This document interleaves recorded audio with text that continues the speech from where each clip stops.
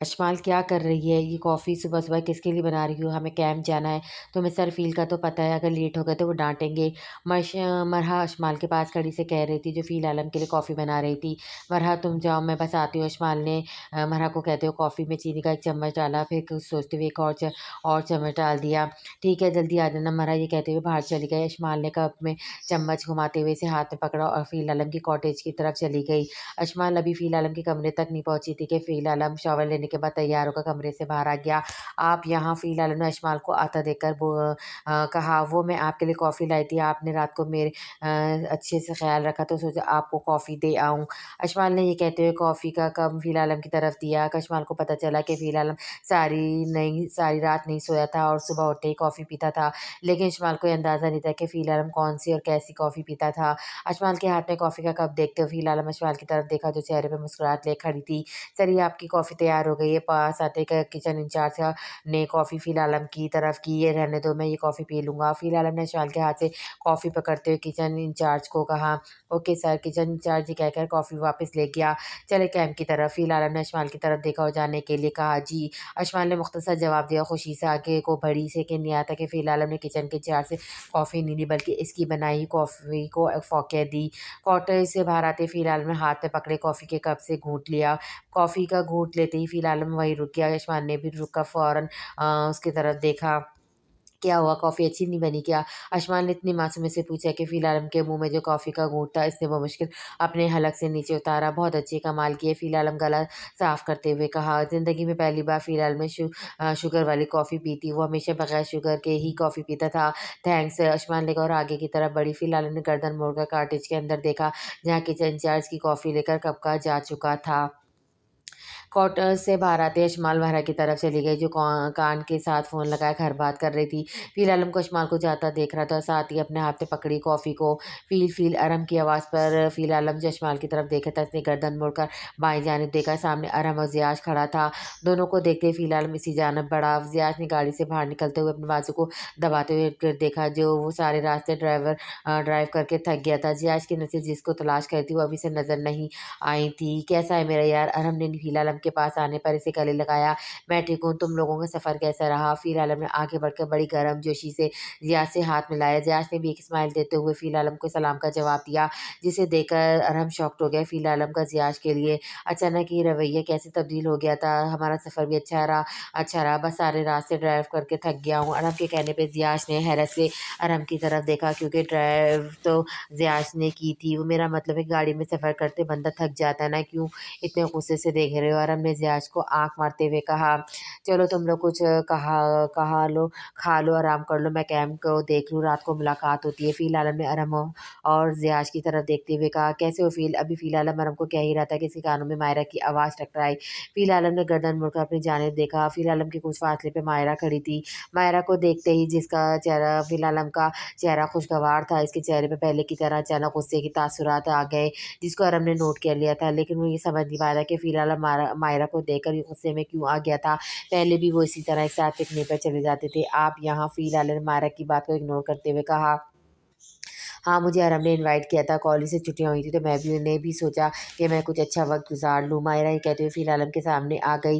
Ziyad सीने पे हाथ बाँधे दोनों की तरफ देख रहा था और फ़ील आलम अरहम की तरफ। फ़ील आलम के यूँ देखने पे अरहम को एहसास हो गया था कि इसने कुछ गलत कर दिया था, लेकिन अरहम को इस बात का नहीं मालूम था कि मायरा फ़ील आलम को प्रपोज़ कर चुकी थी और इनके दरमियान मामलात वैसे नहीं रहे जैसे पहले यूनिवर्सिटी के दौर में थे। दूसरी तरफ अशमाल और महरा दोनों खड़ी घर बात कर रही थी। महरा बात कर चुकी थी और अशमाल अभी फ़ोन पर थी। अशमाल ने जैसे ही घर बात करके फ़ोन बंद किया, इसने महरा की तरफ देखा, जो चेहरे पे हैरत लिए और आँखों को ओस करते हुए ज़ियाज की तरफ देख रही थी।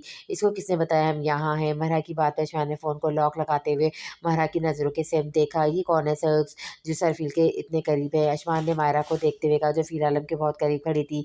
अशमाल, क्या हो गया? तुम भूल गई हो? महरा ने दाँत के साथ होंठ काटते हुए कहा, दिल तो कह रहा है इसकी जान ले लो। किसने इसको हक दिया कि सरफ़ील के पास इस तरह खड़े हो? शक्ल देखिए इसने अपनी। अशमाल मायरा के यूँ करीब खड़े होने पे जेलिस हो रही थी। शक्ल तो अच्छी खासी है, बस थोड़ी-सी ड्रेसिंग ठीक कर ले तो अच्छी पर्सनैलिटी निकल आएगी इसकी। मरहा ने अशमाल के कंधे पे अपना हाथ रखते हुए ज़ियाश की तरफ देखा, जो हमेशा की तरह ढीले कपड़ों में था। मरहा, तुम्हें कहाँ से इसकी शक्ल अच्छी खासी लग रही है? तुम देख नहीं रही इसने चेहरे पर 2 मन का मेकअप किया हुआ है और तो और इतनी गंदी बेस लगाई हुई है कि धूप में साफ नज़र आ रही है। अभी बारिश हो जाए तो अंदर से चुड़ैल निकल आए। अशमाल ने अपने दाँत पीसते हुए कहा, अशमाल लड़के कब से मेकअप करने लग गए, अब मुझे तो इसके चेहरे पे कोई बेस नज़र नहीं आ रहा है। और ये चुड़ैल कौन है? मरहा की बात पे अशमाल ने गर्दन मोड़कर मरहा की तरफ देखा। मरहा, तुम किसकी बात कर रही हो? मैं तो इस औरत की बात कर रही हूँ जो सरफील के साथ चिपक कर खड़ी है। अशमाल ने मरहा का हाथ अपने कंधे से नीचे करते हुए कहा, ओह अच्छा, मैं तो इस लड़की की बात कर रही हूँ जिसका मैंने तुम्हें बताया था। मरहा के कहने पे अशमाल ने दोबारा इसी जगह देखा वहाँ चारों खड़े थे। अशमाल ने ज़याश की तरफ देखा। अरे हाँ, ये तो चारों एक साथ है। अशमाल ने कुछ सोचते हुए कहा, अशमाल हमें पता लगाना होगा इन चारों का क्या रिश्ता है। मरहा ने कमर पर हाथ रखते हुए कहा, ये औरत कहीं सरफील की मंगेतर तो नहीं है? मरहा ने मारिया की तरफ देखते हुए कहा। मरहा, मुँह से अच्छी बातें निकालो, ऐसा नहीं हो सकता, मेरा तो सुनकर दिल बैठा जा रहा है।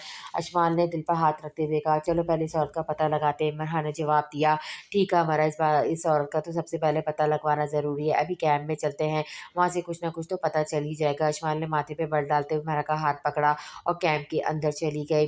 अच्छी बात है, ज़िंदगी में थोड़ी तब्दीली होनी चाहिए। मैं अभी कैंप में जा रहा हूँ, रात को मुलाकात होती है, तुम सब एन्जॉय करो। फिर आलम ने अपने लफ्ज़ों को दबाते हुए कहा और वहाँ से कैंप की तरफ चला गया। मुझे लगता है आपने अपने दोस्त को नाराज़ कर दिया, जयाश ने अरब के कान के करीब आते हुए कहा, जिस पर अरब ने मस्बत में सर हिलाया। मायरा वहाँ खड़ी फ़िल आलम को जाता देख रही थी। फ़िल आलम के चेहरे पे अब पहले की तरह गुस्सा और कर्ब आ गया था। इसके हाथ में पकड़ी कॉफ़ी अब ठंडी हो गई थी। फ़िल आलम ने कॉफ़ी की तरफ देखा जो वैसी की वैसी थी। फिर आलम ने जाते हुए कैंप से बाहर कर रखी टेबल पर कॉफ़ी का मग रखते हुए अंदर चला गया था। बेगम नाश्ता लेकर हसन के कमरे में आई। हसन पहले से जाग रहा था। उठ गया मेरा बच्चा, अब कैसा महसूस कर रहे हो? ज़्यादा दर्द तो नहीं है? राबिया बेगम ने नाश्ते की ट्रे टेबल पर रखते हुए उसे बेड के करीब किया। जी अम्मी, मैं ठीक हूँ अब। हसन ने बेड की बैग के साथ टेक लगाते हुए कहा, शुक्र है अल्लाह का, चलो अब ये नाश्ता करो। और राबिया बेगम ने ब्रेड का पीस पकड़ कर हसन के मुँह में डालते हुए कहा, तुम्हारे बाबा जान तुम्हारे लिए नया मोबाइल ले आए हैं, कमरे में पड़ा, मैं ला दूँगी तुम्हें। तुम इन दोनों को कॉल करना सुबह। अभी मरहा और इस्माइल की कॉल पर तुम्हारा पूछ रही थी, मैंने कह दिया था कि तुम सो रहे हो। राबिया बेगम ने हसन को नाश्ता करवाते हुए बता रही थी, वो दोनों ठीक है क्या? ठीक जा रहा है इनका कैंप? हसन ने कुछ सोचते हुए कहा, हाँ ठीक जा रहा है, बता रही थी मरहा, जगह भी अच्छी है और यूनिवर्सिटी वालों ने स्टूडेंट के लिए भी अच्छा इंतजाम किया है। राबिया बेगम ने बताते हुए एक और ब्रेड करने वाला हसन की तरफ किया। बस अम्मी, और नहीं खाया जाएगा, आप मुझे मेडिसिन दे दें और मुझे मोबाइल ला दें, मैंने एक ज़रूरी कॉल करनी हो, कॉलेज में भी बताना है। हसन ने नाश्ता बस करते हुए कहा, ठीक है। राबिया बेगम ने हसन को मेडिसिन दी और नाश्ते की ट्रे उठाए बाहर जाने लगी। अम्मी, वो मेरी स्टडी टेबल पर ब्राउन कलर की डायरी है, मुझे पकड़ा दें। हसन के कहने पर राबिया बेगम ने वो डायरी लाकर हसन को दे दी और कमरे से बाहर चली गई। थोड़ी देर बाद राबिया बेगम ने हसन को मोबाइल लाकर दे दिया। राबिया बेगम के कमरे से जाते हसन, जिसका दाएं बाजू जख्मी था, बामुश्किल इसने उल्टे हाथ से डायरी खोली और उसमें मुर्तज़ा नाम से नंबर निकाला और उसे मोबाइल पर डायल किया। 2 बैल जाने के बाद मुर्तज़ा ने कॉल बैक पिक कर ली थी। अस्सलाम वालेकुम मुर्तज़ा, मुझे तुमसे काम है, क्या तुम घर चक्कर लगा सकते हो, लेकिन यूनिफ़ॉर्म में मत आना। हसन ने मुर्तज़ा को कहा, जो इस्लामाबाद के डीएसपी का बेटा था और खुद भी वो एक थाने का एएसएचओ था। मुर्तज़ा को कहकर हसन ने कॉल बंद कर दी और बैट की बैग से दोबारा टेक लगाते हुए आंखें बंद कर ली। तुमने ऐसा क्यों किया आलिया? अम्माद आलिया को अस्पताल से वापस घर ले आया था। आलिया गुस्से में थी, इसके कुछ इतना कुछ करने के बावजूद वो नाकाम हो गई थी। बोलो आलिया, तुम क्यों ऐसा कर रही हो? मेरे बच्चे को क्यों मारना चाहती हो? क्या बिगाड़ा है मैंने और मेरे बच्चे ने तुम्हारा? अम्माद की आवाज़ रंजीत आती। आलिया बेड पे लेटे अपना गुस्सा दबाए पेट पर हाथ रखकर गुस्से से मुट्ठी बनाई। मैंने तुम्हें पहले भी कहा था मैं तुमसे मोहब्बत नहीं करती, शादी मैंने घरवालों की मजबूरी से तुमसे की थी, लेकिन तुमने मेरी बात नहीं सुनी। मेरे दिल में कोई और रहता है और वही मेरी ज़िंदगी है। मैं इसके अलावा किसी का सोच भी नहीं सकती। ये बच्चा मेरी गलती थी। तुमसे 1 साल में एक बार भी मैंने प्यार से बात नहीं की। क्या तुम्हें ये नज़र नहीं आता? तुम्हारे अंदर ज़रा भी इज़्ज़त-ए-नफ़्स नहीं है। अगर कोई तुम्हारे साथ नहीं रहना चाहता तो तुम क्यों इसे अपने साथ ज़बरदस्ती रख रहे हो? आलिया का एक-एक लफ्ज़ अम्माद के दिल को चीर रहा था। अम्माद ने तो आलिया को दिलो-जान से चाहा था, लेकिन आज इसके मुँह से वाज़ेह अल्फ़ाज़ में किसी और का नाम सुनकर अम्माद के लिए खुद को सँभालना मुश्किल था।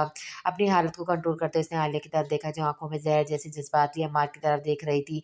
मुझे 2 दिन का टाइम दो, मैं तुम्हें बता दूँगा, लेकिन तुम मेरे बच्चे को कोई नुकसान नहीं पहुँचाओगी। अगर ऐसा हुआ तो फिर जो होगा इसकी ज़िम्मेदार तुम खुद होगी। अम्माद की बात सुनकर आलिया ने अपना चेहरा दूसरी तरफ कर लिया। फिर आलम की ड्यूटी मर्दों के कैंप में थी, जहाँ पहले से 3 डॉक्टर मरीजों को चेक कर रहे थे। फिर आलम आकर अपनी सीट पर बैठ गया। इसके चेहरे पर अब संजीदगी थी। अपने डॉक्टर कोट को ठीक करते उसने लाइन में लगे मरीजों को आने का कहा। एक के बाद एक दूसरा मरीज फिर आलम से आकर चेकअप करवाया जा रहा था। डॉक्टर फ़ील आप 1 बज गया, ब्रेक ब्रेक ले लें, मरीज भी कम है। डॉक्टर असद ने अपनी जगह से उठते हुए फिर आलम को कहा, नहीं मुझे ब्रेक नहीं चाहिए, आप लोग ब्रेक ले लो, मैं ये सारे न मरीजों का चेकअप करके आऊँगा। फिर आलम ने निहायत ही संजीदगी से कहा। डॉक्टर असद ने दूसरी बात ही नहीं की। फ़िलहाल हम ये नहीं चाहता था कि वो ब्रेक ले और उसका सामना मायरा से हो। इस दिन डिनर के बाद फ़िलहाल ने मायरा को बहुत बार कॉल की थी, लेकिन मायरा ने फ़िलहाल की एक भी कॉल का जवाब नहीं दिया था। ज़िंदगी में पहली बार ऐसा हुआ था कि फ़िलहाल खुद से किसी को बार-बार कॉल कर रहा था, वो भी इसलिए कि इसकी ज़िंदगी में जो कुछ लोग रह गए, वो इन्हें खोना नहीं चाहता था। मायरा का ये रवैया फ़िलहाल के लिए बहुत ज़्यादा तकलीफ़ दे। फ़िलहाल को ये खुशफ़हमी थी कि मायरा इसको और इसकी हालात को समझती है, लेकिन ऐसा नहीं हुआ था। वो वक़्त फ़िलहाल ने गुज़ार लिया था जो इसके लिए दर्दनाक था, लेकिन अब मायरा को देखते ही फिर आलम को वक़्त याद आ गया था, इसलिए वो मायरा का सामना नहीं करना चाहता था कि कहीं इसके मुँह से ऐसे अल्फ़ाज़ ना निकल जाएँ जो मायरा के लिए सारी ज़िंदगी के लिए अज़ाब बन जाए। मायरा के इस रवैये से फिर आलम के नज़दीक मायरा की जो जगह थी अब ख़त्म हो चुकी थी। वो मायरा को माफ़ तो कर सकता था, लेकिन अब इसे दोबारा वो मुकाम नहीं दे सकता था। वो था भी ऐसा, लोगों को माफ़ करने से आता था, लेकिन दोबारा वो मुकाम और जगह नहीं देता जो पहले ही शख्स की होती थी। दोपहर के 1:30 हो गए थे, ब्रेक 2:30 पे ख़त्म हो जानी थी। सब डॉक्टर्स कैंप से बाहर आ गए थे, लेकिन फ़ील आलम बाहर नहीं आया था। अशमाल और मरहा और बाकी के स्टूडेंट कैंप में आए, मरीज़ों को दोपहर का खाना दे रहे थे। दूर से आने की वजह से फ़ील आलम ने मरीज़ों के लिए खाने का इंतज़ाम भी किया हुआ था। सर फ़ील नज़र नहीं आ रहे। अशमाल ने खाने का बॉक्स औरत को पकड़ाते हुए मरहा से कहा। हाँ, मुझे भी नज़र नहीं आए, कहीं वो इस औरत के साथ तो नहीं है, मरहा ने देखते हुए कहा, ये तो मैंने सोचा ही नहीं। मरहा की बात पर अशमाल अब थोड़ी परेशान हो गई थी। मरहा तुम ये सब कर लो, मैं इनके कैम्प में जाकर देखती हूँ। अशमाल ने हाथ में पकड़े खाने के बॉक्स मरहा को देते हुए कहा, ठीक है जल्दी आ जाना और कोई फ़िज़ूल बात मत करना। मरहा ने अशमाल को सज़ा के डर से कहा, हाँ ठीक है मैं आती हूँ। अशमाल ये कहकर फ़ील आलम के कैंप की तरफ चली गई। डॉक्टर लो चाय। डॉक्टर नदीम ने फ़ील आलम की टेबल पर चाय रखते हुए कहा, शुक्रिया। फ़ील आलम ने मुख्तसर जवाब दिया, सब तुम्हारा इंतज़ार कर रहे हैं बाहर, अभी ले लो ब्रेक, 4 लोग हैं वो भी खाना खा रहे हैं। डॉक्टर नदीम ने सामने बैठे कुछ लोगों की तरफ देखते हुए कहा, मैं यहाँ ठीक हूँ, तुम जाओ देख लो, किसी को कोई चीज़ की ज़रूरत तो नहीं। फिर आलम ने अपने राइटिंग पैड पर मरीज़ों की तस्वीर लिखते हुए कहा, ठीक है मर्ज़ी है तुम्हारी। डॉक्टर नदीम ये कहते हुए कैंप से बाहर जाने लगा। इसी वक़्त इस्माइल कैंप के अंदर आई। आपने सरफ़ील को कहीं देखा है क्या? अशमाल ने बाहर आते डॉक्टर नदीम से पूछा। अशमाल की आवाज़ से फिर आलम जब अपने काम में मसरूफ़ था, उसने फ़ौरन कैंप के बाहर जाने वाले रास्ते की तरफ देखा। जी, आपके सरफ़ील यहीं हैं, वो काम में मसरूफ़ हैं, आप मुझे बता दें क्या चाहिए आपको? डॉक्टर नदीम अपनी फ़ील्डिंग की वजह से मशहूर थे और वो अब अशमाल को देखकर वहीं रुक गया था। नहीं, मैं खुद देख लेती हूँ, थैंक्स। अशमाल ये कहते हुए हल्की सी मुस्कुराहट दी और आगे को जाने के लिए कदम बढ़ाया। 1 मिनट, कहीं आपको बुरा तो नहीं लगा? आप शिकायत तो नहीं कर देंगे डॉक्टर फ़ील से मेरी? डॉक्टर नदीम ने मस्कीन सा चेहरा बनाते हुए कहा, जिस पर अशमाल को हँसी आ गई। डॉक्टर नदीम और अशमाल को ऐसे हँसते हुए देखकर फ़ील आलम जो पहले से गुस्से में बैठा, इसने पेन को राइटिंग पैड पर ज़ोर से रखा और कुर्सी से उठ गया। नहीं, नहीं, मैं क्यों शिकायत करूँगी? आपने तो मुझे कुछ कहा ही नहीं है। अशमाल ने मुस्कुराते हुए कहा, क्या हो रहा है यहाँ? फ़ील आलम आते ही रोबदार आवाज़ में अशमाल की तरफ देखते हुए कहा, जिसके चेहरे पे हँसी एकदम गायब हो गई थी। वो मैं अब अशमाल को समझ नहीं आती कि वो क्या जवाब दे। अशमाल को ऐसे घबराते हुए देखा फ़िलहाल ने डॉक्टर नदीम की तरफ देखा। आपको बाहर कोई काम नहीं है क्या? या टाइम ज़ाया मत करें। फ़िलहाल ने कहने पर डॉक्टर नदीम ने मुँह फैलाकर अशमाल की तरफ इशारा किया और बताया कि फ़िलहाल गुस्से में और कैम्प से बाहर चला गया। डॉक्टर नदीम की इस हरकत पर अशमाल ने बमुश्किल फीकी सी हँसी दी और फ़िलहाल की तरफ देखा जो मुसलसल अशमाल को गुस्से से देख रहा था। जी बताइए क्या काम है आपको मुझसे? डॉक्टर नदीम के जाते ही फ़िलहाल ने अशमाल की तरफ देखते हुए कहा। वो तो बस मैं ये देखने आई थी कि मेरी मदद तो नहीं चाहिए। अशमाल ने कहते हुए कैंप की चारों तरफ ढूँढने वाली नज़रों से देखा। किसको ढूँढ रही हैं? फिर आलम अशमाल की नज़र की तरफ देखते हुए खुद भी कैंप की तरफ देखा और यहाँ मर्दों के कैंप में आपकी ड्यूटी कहाँ से आ गई? नहीं तो वो मैंने किसको ढूँढना है, वो बस कुछ मेडिसिन का पता नहीं चल रहा था तो आपसे पूछने आ गई। आप बिज़ी हैं तो मैं डॉक्टर नदीम से पूछ लेती हूँ।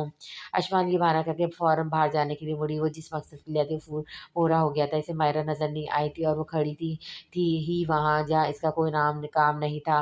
रुके, अशमाल को यूँ बाहर जाता देखा। फ़िल आलम बोला, वो नहीं चाहता था कि अशमाल डॉक्टर नदीम के पास जाए। जी कुछ कहा आपने? अशमाल ने मुड़ते हुए कहा, रुके मैं साथ चलता हूँ, मुझे बताएँ कौन-सी मेडिसिन नहीं मिली? फ़िल आलम ये कहकर टेबल की जानिब बढ़ा जहाँ इसका मोबाइल पड़ा था। आप बिज़ी हैं तो मैं डॉक्टर नदीम से पूछ लेती हूँ। अशमाल का झूठ अब इसके गले में पड़ गया था। कोई ऐसी मेडिसिन नहीं थी जो इसे मिल नहीं रही थी। अशमाल के यूँ कहने पे फ़िलहाल में गुस्से से अशमाल की तरफ देखा। जब कह दिया ना कि मैं चल रहा हूँ साथ, तो फिर डॉक्टर नदीम के पास जाने की क्या ज़रूरत है? यहीं खड़ी रहिए, मैं आता हूँ। फिर आलम ये कहकर मोबाइल लेने चला गया। तू गई काम से अशमाल, कोई और बहाना नहीं कर सकती थी। अब कौन-सी मेडिसिन का बताऊँगी? अभी अशमाल यही सोच रही थी कि फ़िलहाल में इसके सामने आकर खड़ा हो गया था। चलें, फिर आलम के कहने पर अशमाल ने हल्की सी मुस्कुराहट दी और साथ चल पड़ी। फिलहाल हम अशमाल के साथ जैसे ही काम से बाहर निकला, कुछ दूर फासले पर ज़ियाद आराम कुर्सियों पे बैठकर चाय पी रहे थे। मायरा अभी भी गर्ल्स कॉटेज में थी। आराम चाय का एक-एक कप सिप लेता हुआ फ़िल आलम अशमाल को जाते देख रहा था, जो मेडिसिन वाले रूम की तरफ जा रहे थे। ज़ियाद की नज़र मरहा पे थी, जो लोगों को खाना देने में मसरूफ़ थी। फ़िल आलम के साथ अशमाल अब खामोशी से जा रही थी। बताएँ कौन-सी मेडिसिन नहीं मिल रही आपको? फ़िल आलम पैंट की पॉकेट में हाथ डालते अशमाल की तरफ देखा, जो अब खामोश खड़ी थी। इसके पास कहने को कुछ था नहीं, तो वो तो सिर्फ़ मायरा को देखने आई थी। इसे अंदाज़ा नहीं था कि फ़िल आलम इसकी इस बात को इतना सीरियस लेगा। बोले, अशमाल चुप क्यों है? फ़िल आलम ने खामोश खड़ी अशमाल की तरफ देखा। अशमाल अभी बोल ही नहीं पा रही थी कि फ़िल आलम अशमाल की तरफ देखते उसने अपने 2 कदम अशमाल की तरफ बढ़ाए, जिससे अशमाल एकदम पीछे हट गई। आपको कहा था ना कि इधर-उधर की बातों पे इधर-उधर लोगों की तरफ तवज्जो ना दें, लेकिन आप फिर बाज़ ना आई। फ़िल आलम ये कहते हुए अशमाल की आँखों में देख रहा था, जो अपना चेहरा ऊपर किए फ़िल आलम की तरफ देख रही थी। वो कौन थी जो आपके साथ खड़ी थी? अशमाल ने आज पहली बार फ़िल आलम पर अपना हक जमाते हुए उससे सवाल किया था। जिसको सुनकर फिर आलम ने अपनी आँखें सिकुड़ते माथे पर बल लाते हुए अशमाल के पूरे चेहरे का जायज़ा लिया, जो लाल पड़ रहा था। अशमाल के दिल की धड़कन तेज़ हो रही थी और दिल में दुआ करती कि साथ ही फिर आलम जगह जवाब का इंतज़ार था। इसका दिल सुनने को बेताब था कि फिर आलम ये कह दे कि वो इसकी मंगेतर नहीं, जिसे मरा ने कहा था वो गलत साबित हो जाए। मुझे जासूस कहने वाली आज मेरी जासूसी कह रही है। फिर आलम के कहने पर अशमाल ने अपना हलक तर किया और फिर आलम की आँखों में देखा। कौन थी वो? अशमाल ने फ़िल आलम की बात को इग्नोर करते हुए दोबारा पूछा, जिस पर फ़िल आलम बगैर कुछ कहे, कुछ सोचे अशमाल से दोबारा थोड़ा पीछे हटा। बाहर आ जाएँ, ब्रेक ख़त्म हो गई है। फ़िल आलम ये कहते हुए वापस जाने के लिए मुड़ा। अशमाल वहीं खड़ी थी, इसे अपनी बात का जवाब नहीं मिला था। इसके चेहरे पे अब मायूसी आ गई थी।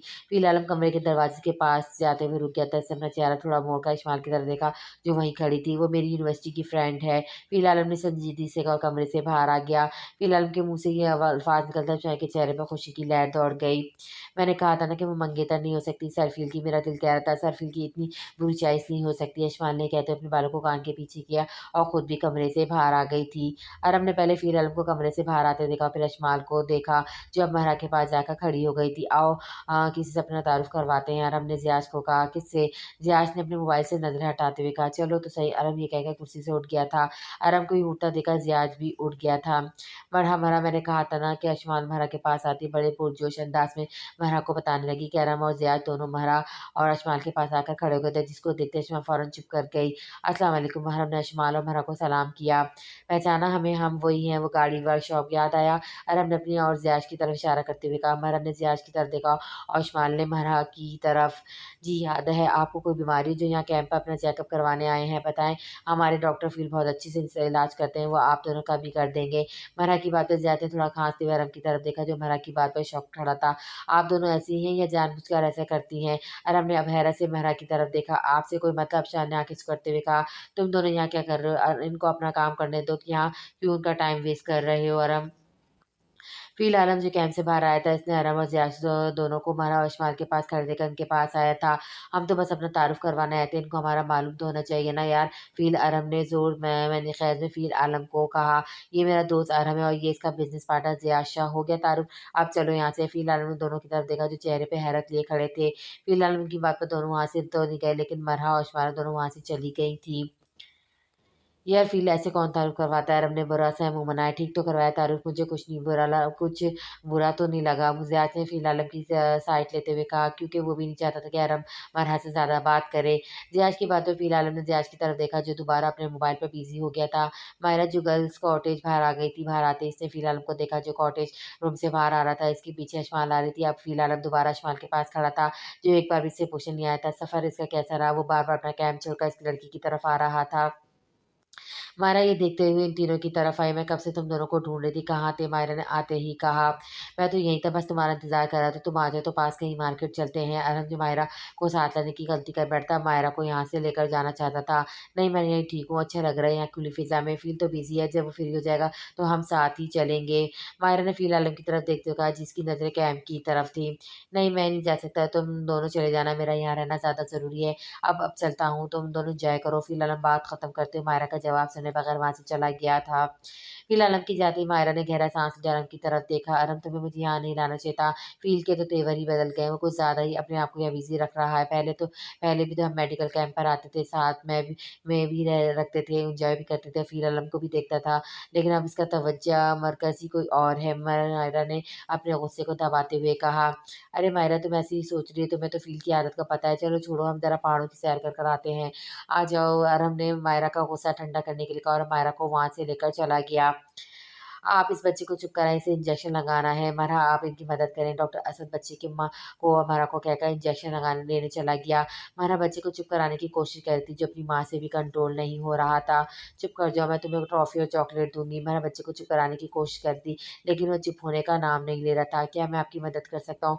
ज़ियाश की आवाज़ पे मरहा ने मुड़कर देखा। "क्यों क्यों आप क्यों मदद करेंगे? आपके पिछले जन्म में बच्चे पालते रहे हैं।" मरहा की बात पर ज़ियाश थोड़ा-सा बगैर कुछ कहे बच्चे के पास आकर बैठ गया और उसे गोद में ले लिया। जैसे ही बच्चा ज़ियाद की गोद में आकर बैठा, वो चुप कर गया था, जिसे देखते मारा और उसकी माँ शॉक्ड हो गई थी। आपकी ये जो आपी है ना, ये बहुत नखरे वाली है, इनके अंदर गुस्सा भी बस अकल नहीं है। रियाज ने महरा की तरफ देखते हुए कहा, जो अब खामोश खड़ी थी। बच्चा चुप हो गया था, इसे और क्या चाहिए था?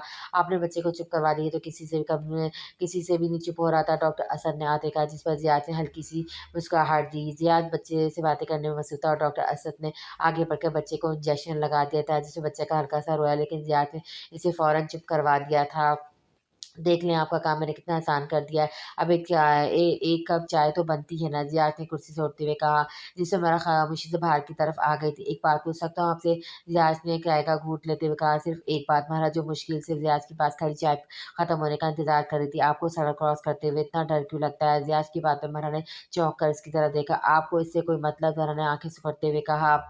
"एक बात पूछने का कहा था, इसका जवाब तो देना पड़ेगा आपको।" ज़ियाद ने महाराज के चेहरे की तरफ देखा, जो चारों तरफ देखते हुए किसी को ढूँढ रही थी। "महाराज तुम यहाँ हो, मैं कब से ढूँढ रही तुम्हें। शाम होने वाली है।" सरफ़ील ने सबको कहा है, सब अपने-अपने कमरों में चले जाएँ, कैंप का सामान भी उठाना है।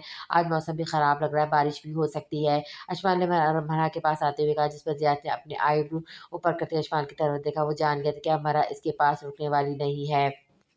रात के 8 बजे थे, सब खाना खाकर बाहर खुले मैदान में चक्कर लगा रहे थे। मौसम काफ़ी अच्छा हो रहा था। बारिश की आमद थी, हवा में नमी के साथ-साथ हल्की ठंड भी थी। फ़ील आलम ज़ियाज और अरहम के साथ खड़ा चाय पी रहा था। सब स्टूडेंट सारे दिन के काम की थकावट की वजह के बावजूद आपस में खुशकोबियों में इस मौसम को एन्जॉय कर रहे थे। थोड़ी देर बाद मायरा ने आकर फ़ील आलम और दोनों को जॉइन किया था।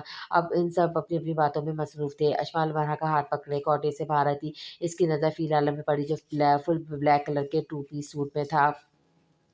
मरहा वो सरफ़ील की फ्रेंड है ना, मैंने कहा था ना कि वो मंगेतर हो ही नहीं सकती।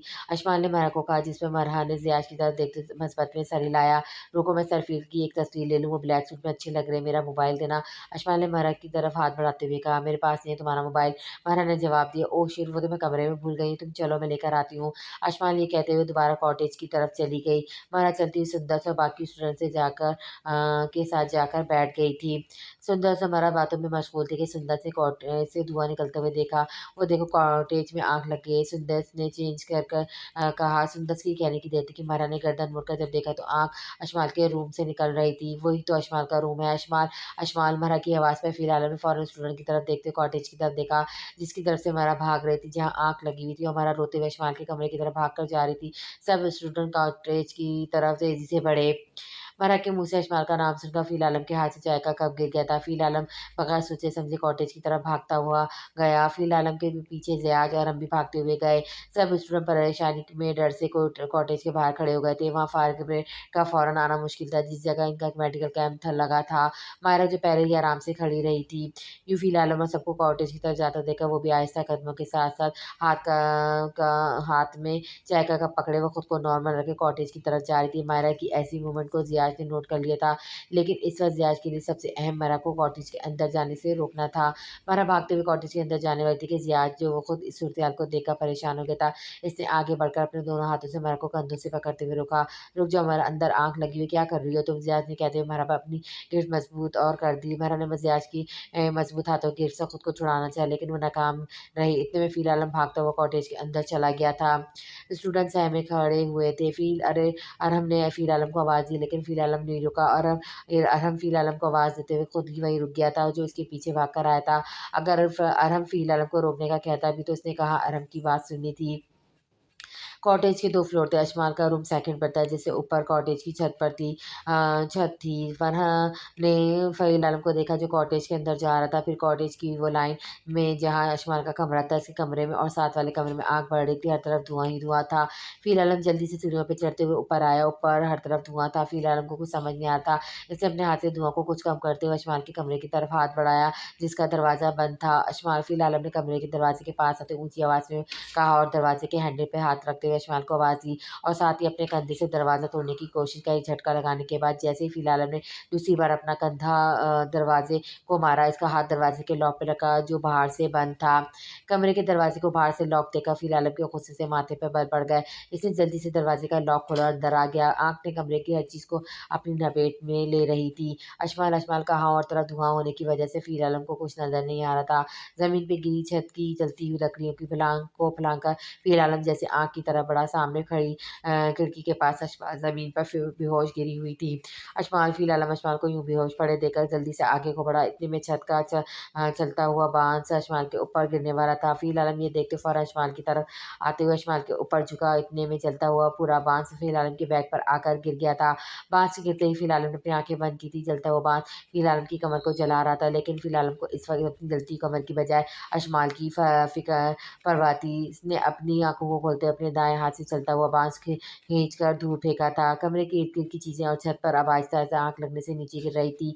आग को बढ़ता देखकर फ़हील आलम ने अशमाल को अपनी बाहों में उठाया और जल्दी आग से निकलते हुए कमरे से बाहर आया।